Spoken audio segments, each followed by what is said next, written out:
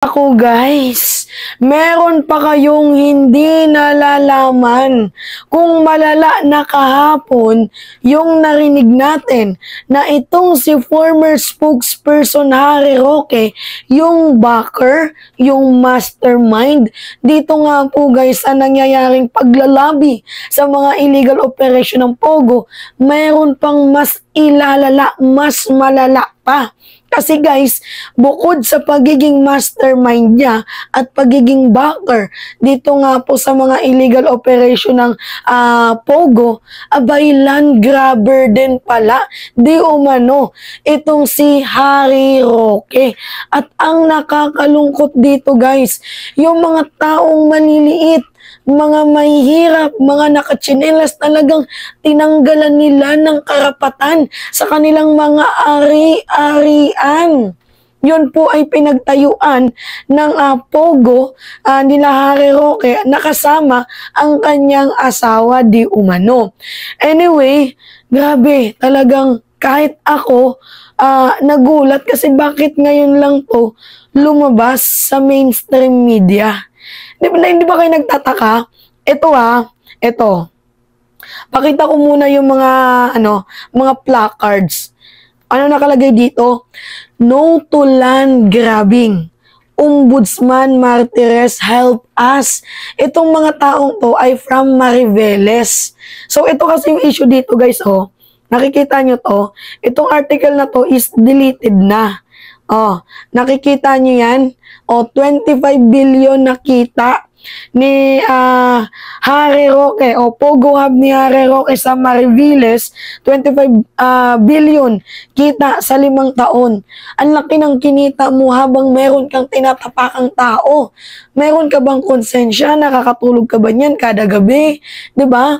Inawarda na ito ng CLOA, pinilit nyo pa ding kunin yung kanilang mga karapatan sa pamamagitan ng pamimeke ng perma, kinakancel yung kanilang land title, at napakadami pang mga masasalimuot ang ginawa ninyo dito nga po guys sa mga taong mga nakachinelas lang. Anyway, ito nakita nyo din tong picture na to. Ano nakalagay dyan? Stop canceling land title. Huwag dayain ang aming perma. So basically, pinapahiwatig ng mga taong to, ng mga nagrarally sa harap ng ombudsman, ay dinaya daw po ang kanilang perma. Grabe. Kaya nga sabi ko, itong si Harry Roque ang hilig magbintang, no? Di ba kung matatandaan ninyo, bintang ng bintang na magnanakaw, bintang ng bintang din kay Trillanes, ng kung ano-ano. Tapos siya pala, yung mayroong tinatagong malalim na issue. Talaga nga namang kakaiba din ang amats ni Harry Roque. Anyway, ito, huwag kamkamin ang aming lupain. Oh, grabe, may CLOA yung kanilang t-shirt guys. Nakikita niyan? May CLOA. Hindi makakakuha.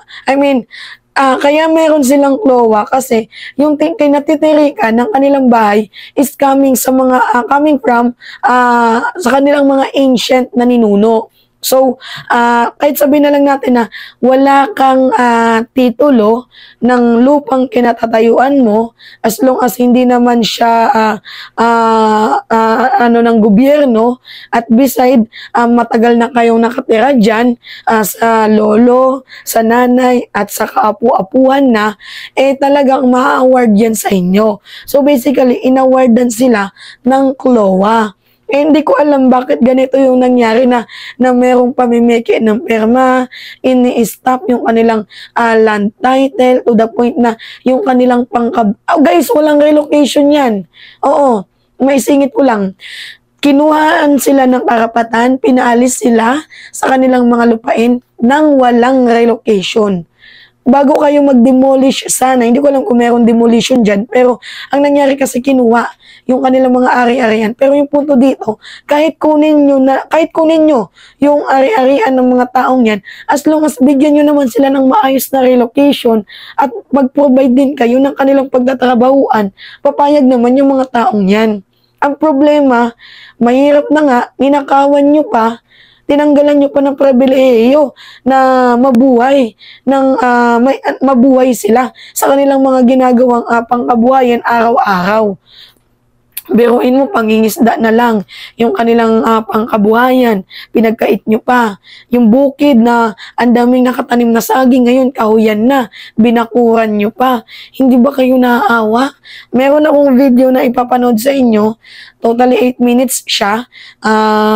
Mamaya, pakita ko lang muna tong picture na to.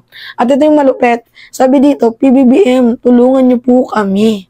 Talagang sumisigaw ng hustisya itong mga taong to dahil nga sa ginawa ni Harry Roque at ng kanyang asawa. Anyway, panoodin natin tong video. Ito. Wait lang.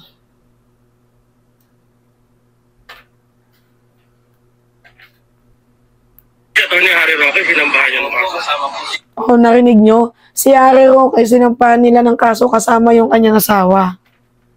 Ito ni Harry Roque, pinambahan niyo ng kaso kasama po si Atty. Harry Roque. Kasi may nakikita tayo mga placards dito na nakalagay po ay So hindi pa tayo natatakot na masabihan tayo na tayo nagbibintang kasi nakalagay po ay Harry Roque sa Kimatlan Grabber. So mula Maribeles Batang kayo nagbiyahe rito papunta ng Ombudsman. So maaari ko po bang malaman kung ano po yung inyong pinaglalaban? Yung sa amin po, gusto po namin mabawi yung lupay namin. Kasi napakatagal na rin naman pong minana na po namin ito sa mga lolo namin. Galing po sa mahirap na pamilya, wala po kaming ibang makukuha galing sa magulang namin kundi ito lamang. So, hindi naman po maliit na bagay na agawan ka ng karapatan eh. Kasi karapatan po namin yun eh. Talagang karapatan nila yan. Dahil unang-una, galing pa sa mga ninuno nila, yung lupain yan. Ang tagal nilang nabuhay sa pamumuhay na ganyan. Tapos, sa isang iglap, kukunin ninyo sa pamamagitan ng pag-cancel ng kanilang land title, pamimiki ng perma. Grabe, hindi makatarungan itong ginawa ninyo. At makikita nyo sa video mamaya guys na humihingi sila ng tulong dahil wala silang pamasahe pabalik eh. Wala silang pamasahe pabalik. Pumunta talaga sila sa ombudsman para ipaglaban yung kanilang karapatan na kinuha ng mga tanginang taong to. Anyway, continue. So, yun nga po, nagsimula ito nung pagkakaalam ko po kasi na-issue po yung na-i-award po sa amin yung titulo noong 1997. So, doon na po yung sa nanay ko. And natulungan po kami ni Atty. Carlos sa Pampanga pa noon. May abogado po kami sa Pampanga na tinutulungan kami i-develop yung lupa. Tulungan kami na paano sakahin. Yung may beach po kasi, may sikat pong beach doon, yung Lucky Beach. So, yun po, tinulungan nila kaming mag-manage ng beach. So, doon po kami kumukuha ng pinagkakitaan, pangingisda, sasaka. So, nagtayo po ng mga maliit na tindahan doon para sa mga guests. And then, nagulat na lamang po kami nang namatay si Atty. Carlos. Happy birthday. Yung Atty. Carlos na yun po yung inassassinate. Actually, sa mga nagrarally na to, meron pong nawawalang 4. Hindi natin alam kung pinatay, wag naman sana. Pero sa kanila na mga nagrarally, meron pong nawawalang 4. Yun ang tita ko nung namatay si Atty. Carlos. So, inassassinate po siya sa Santa Rita. And then, after a year po, 2021, ipinatawag po kami sa munisipyo ng Maribeles. Doon nga po nakaharap namin yung secretary po ng First Bataan. Eh, sabi na po, alam po namin ay good news. Bigla na lang po sinabi nila na na-transfer na daw po sa kanila yung paper. So sa depensa naman po namin, pumunta po kami sa assessor's office, kumuha po kami ng tax declaration para ma-check po kung nasa amin pa rin yung possession. So nagulat po kami, yung ilan po sa mga kasamahan namin, na-cancelled na po yung title. Yung iba naman po sa amin. Diba? Grabe yung pambabraso. Kinancel yung title dahil pineke yung pirma. Anyway. Hindi pa. So, itinanong po namin yun dun sa sekretary ng First Bataan. Sinabi po nila na on processing na daw po. So, hanggang sa napag-usapan po namin, dahil nga po sa meeting ngayon, nag-usap-usap po kami na hahanap po kami ng abogado para may paglaban po yung karapatan namin sa lupa. So, maputol kita, sir. Mga ilang dekada na po ba kayo nakatira doon? Yung lolo ko po, yung pamilya po namin, sa pamilya pa lang po namin sa angkan po namin. Doon na po lumaki ang nanay ko. Ang nanay ko po ay pinanganak po ng 1953. Mga 70, mag-80 years na po. So, ibig sabihin, mga possible, mga 100 years kung kasama mga lolo't mga lolo nyo. Maaari po, opo. At ito bang pagpapaalis po sa inyo ay meron po ba silang sinasabing kayo may relokasyon, kayo may nilipatan? So, wala. Wala po. As in, ang dating ay Wala. See, narinig ninyo? Hindi binigyan ng relokasyon. Yung mga squatter nga sa Manila, bago i-demolish yung mga bahay, binibigyan ng relocation Tapos ito wala. Sa laki ng kinita, 25 billion, hindi nyo man lang ba nabigyan? Kahit man lang matitirahan, itong mga taong to, kapal na mukha ninyo, no? sir talaga kayo na pinapaalis. Kasi ang pagkakaalam ko nga, kahit dito sa Manila, bago i-demolish, may lilipatan. So kayo, wala po nililipatan? Wala po. O, ganun pala, no? Dito kasi sa Maynila, parang pagkakahit sa ilog, pag ikay papalisin, walang nakikipag-usap ng gano'n sa inyo, kundi kayo papalisin lang. Hanggang ngayon naman po, nakikipaglaban pa rin po kami doon. Nandun pa rin naman po kami nakatirik sa beach. Dahil yun lang po yung pagkakakitaan namin Meron po kasing ibang parte ng lupa na hindi na po namin mapasok kasi pinakura na po nila. So, yung beach, talagang pinangahawakan po namin. Nagtayo kami ng mga bahay doon para doon po talaga kami nakatiri. And since meron po kaming abogado na kasama, siguro kaya hindi rin po nila kami ma-puwersang palisin. So, ibig sabihin may abogado nakatira po doon? Wala po. Meron lang po kaming abogadong nilapitan na nag-a-assist po sa amin kung ano po ang gagawin namin. So, sir, bakit naisipan niyo po dito magpunta sa ombudsman? Napakalayo po, no? From Maribeles, Bataan, napakalayo. At dito niyo naisipan, sino po ba yung formal ninyong irereklamo dito sa ombudsman? Kayo po ba yung magre-reklamo ng formal? O kayo po yung naghahanap lang ng atensyon upang upansin ng gobyerno yung inyong ipinaglalaban? Hindi po, kami po ay nung una po nito, nagsampa po kami ng kaso sa Municipal Trial Court. And then naibasura po yung kaso hanggang sa naiyak Rinig nyo, binasura yung kaso. Bakit binasura? po ng provincial hanggang sa Regional Trial Court. Medyo mabagal po ang pag-usad. Kaya po napag-usapan po namin ng abogado namin na kung po pwede po sa ombudsman na po isang ang kaso dahil kadawit naman po ang Registry of Deeds sa nakikita po namin na Itong pakikipaglaban ninyo, kasama yung inyong LGUs doon sa Maribeles na sinasambahan ninyo ng kaso? so far po, ang sinampahan pa lang po namin ng kaso ay yung from RD, DAR, and yung pong mismong company ng First Bataan po. Yung pong pagkakaalam ko po, yung pong First Bataan is joint venture po ng Bianca company. Diyan ako nabigani, guys. Maputo lang natin. Ang nakalagay dyan, konting tulong lang po, pamasahe pabalik ng Bataan. Konting tulong lang, pasensya na nakabalik ada. Konting tulong lang po, pamasahe pabalik ng Bataan. Kahit mahirap sila, sinikap nilang makapunta sa ombudsman para lamang po ipaglaban ang ipinagkait sa kanilang mga karapatan.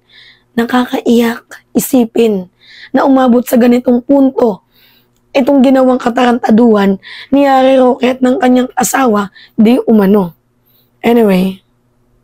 Which is pagmamayari po ang presidente po doon si Myla Roque, yung asawa. Asawa. Ni Harry Roque. And then yun pong joint venture nila na Green Miles Realty ay kay Plani Coral. So kasama po sila sa sinampahan namin ng kaso. Kasi si Atty. Harry Roque, sinambahan niya ng Opo, kaso. kasama po si Atty. Harry. Kasi may nakikita tayo mga placards dito na nakalagay po ay so hindi pa tayo natatakot na masabihan tayo na tayo nagbibintang kasi nakalagay po ay Harry Roque sa Kimatlan Grabber. Nakasampa na po sa kaso yung sa ombudsman yung kaso namin. So ilan po kayo nagsampa ng kaso sa kanila? Sa dinami-dami po kasi ng mga kasamahan namin dyan na nasa 70 plus person, syempre yung iba po pinanghinaan ng loob. Pero yung mga nakumbinsi po namin, sa ngayon, Buti nga, ang tapang nila kuya, no? From 70, naging 40 plus na lang sila. Ang dami din kasing tinakot dyan eh. To the point yung iba nga, nawawala. Diba? ay nasa 40 plus po ang kasama namin. Ayan, so yun, kita naman natin at nakalagay pa sa box na siya. Konting tulong lang po, mamasahe pabalik ng Bataan. So talagang ito, kayo po ay nakikipaglaban dito sa inyong lupain na wala talaga kayong pagkakakita ang iba. At wala rin kayong paglilipatan. Wala sakali. Ang alam lang po ng mga magulang ko at mga kasama namin ay siyempre yung mga matatanda po, ang alam lamang po ay kundi magsaka, mangisda. So kung sakali po paalisin kami at mapapalipat kami sa ibang lugar, wala na kaming hanap buhay, hindi namin alam, walang profesyon. So hindi naman po yung iba, hindi mapag-aral ng maayos ang mga anak dahil nga po sa hirap ng buhay. Siyempre po, kung sakaling mapapatira sa ibang lugar, mahirap po makakasalamuha at mag-adjust sa pamumuhay. Pero alam ko itong Maribeles ay kilala rin sa product na tuyo eh. Diba? Anyway, wala na yan. Diba? Nakakalungkot. Sobrang nakakalungkot. Hindi ka lang backer ng mga illegal operation dyan sa Pogo di Umano. Isa ka ding land grabber. Hindi ka ba nahawa sa mga kapwa mo Filipino? Tao ka din naman. Filipino ka din naman.